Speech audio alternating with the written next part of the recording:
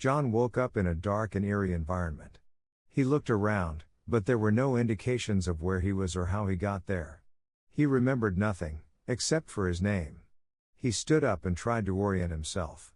He looked into the darkness and could not see anything. He decided to walk, hoping that he would stumble upon something eventually. He walked and walked, but it seemed as if he was going in circles. He became increasingly exhausted and desperate, until he finally collapsed. Then he heard footsteps and the rustling of clothes. He got back up and turned around to see who was coming. A mysterious woman appeared before him. She had long, black hair and was wearing a long, black dress. Her eyes glowed in the darkness and she looked at him with an expression of interest. "Who are you?" John asked, and his voice trembled with fear and exhaustion. "I am the ruler of this place," the woman said in a voice that sounded soft and melodic. "I can help you, but there is a condition." John looked at her suspiciously. "What kind of condition?" The woman smiled and her eyes sparkled. "I want your soul," she said. John swallowed and thought about her offer. He was desperate and exhausted and saw no other way out of this dark and eerie environment. "Okay," he said finally. "I agree." The woman nodded contentedly and stretched out her hand. John took it and suddenly he found himself in a strange environment. He looked around and realized that he was no longer in the dark and eerie environment. He saw a forest, a river and a sun shining in the sky. He was confused and scared. He looked back at the woman, but she was gone. John stood there for a moment, trying to process what had just happened. He looked around, taking in the new surroundings. He was in a dense forest, with tall trees and thick underbrush. He could hear the sound of a nearby river and birds singing in the distance. He took a deep breath, feeling the fresh air fill his lungs. He felt a sense of relief wash over him, but he also couldn't shake the feeling of unease. He knew that he had made a deal with the mysterious woman, but he didn't know what it meant or what the consequences would be. He decided to explore his new surroundings and started walking in the direction of the river. As he walked, he came across a small clearing. In the center of the clearing was a small pond, with a waterfall cascading down into it. He walked closer to the pond, and as he did, he noticed something glinting in the sunlight. He walked closer and saw that there was a small box on the edge of the pond. He picked it up and opened it. Inside, he found a small key and a note that read, "Use the key to unlock your memories."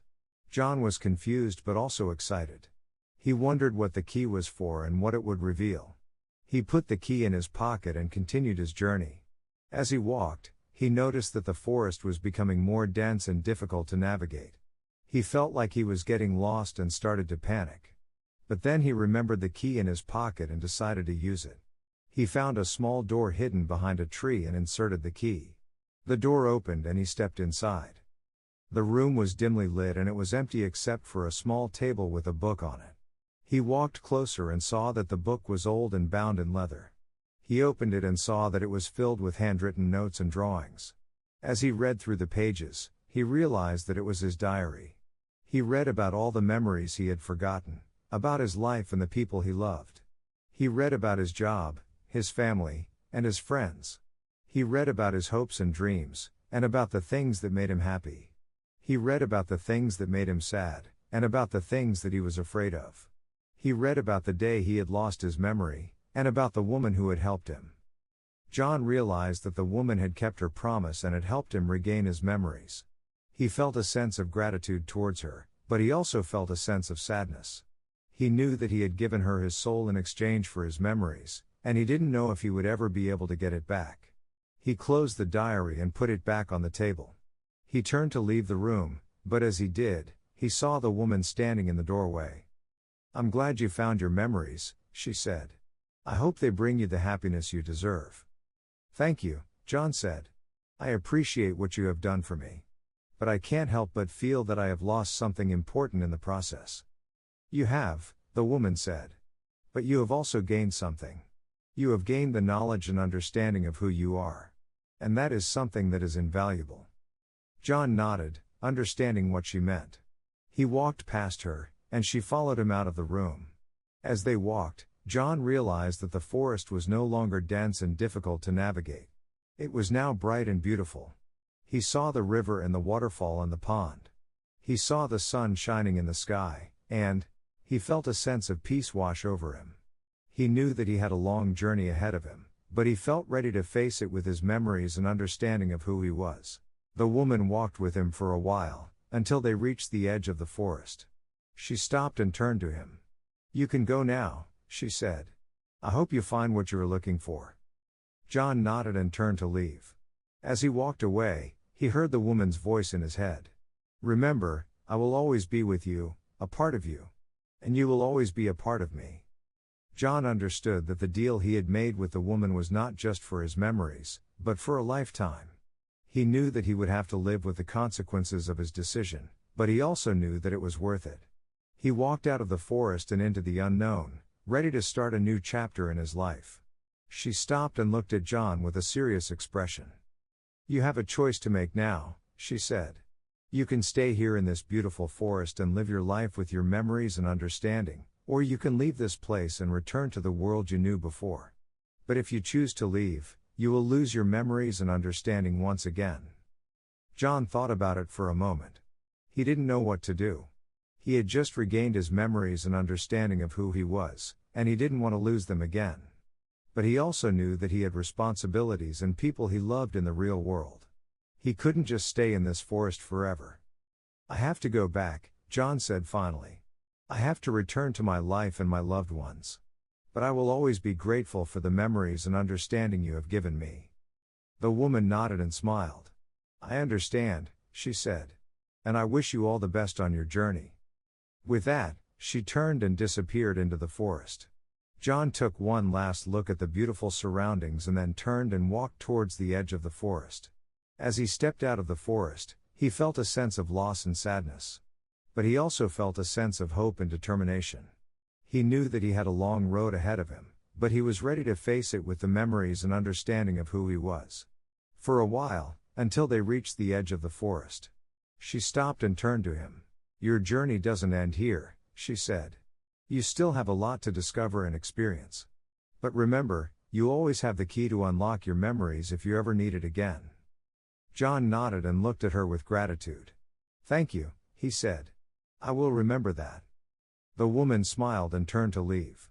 "Farewell, John. And good luck on your journey." John watched as she disappeared into the forest. He took a deep breath and looked ahead. He saw a path leading out of the forest and into the unknown. He hesitated for a moment, but then he started to walk. He knew that he had to face whatever came his way, and he was ready. John's journey was long and hard, but it was also full of wonder and discovery. He met new people, he learned new things, he faced new challenges. He traveled through different lands and saw new sights. He discovered the beauty of the world and the diversity of life. He realized that the journey was not only about discovering himself, but also about discovering the world around him. He also realized that the journey was not only about the destination, but also about the journey itself. He learned to appreciate the small things and to find joy in the everyday. John's journey took him to many different places, but eventually he found himself back where he started. He returned to the forest, the river, the waterfall, and the pond. He returned to the place where his journey had begun. He stood there for a moment, looking at the place that had changed him so much. He felt a sense of nostalgia and longing for the past, but he also felt a sense of peace and contentment for the present. He knew that the journey had come full circle. He knew that the journey had come to an end. John's journey had come to an end, but his life had not. He had a lot more to experience and to discover. He knew that there would be more challenges, more adventures, more discoveries. He knew that there would be more joy and more sorrow. But he also knew that he would face them with the knowledge and understanding of who he was.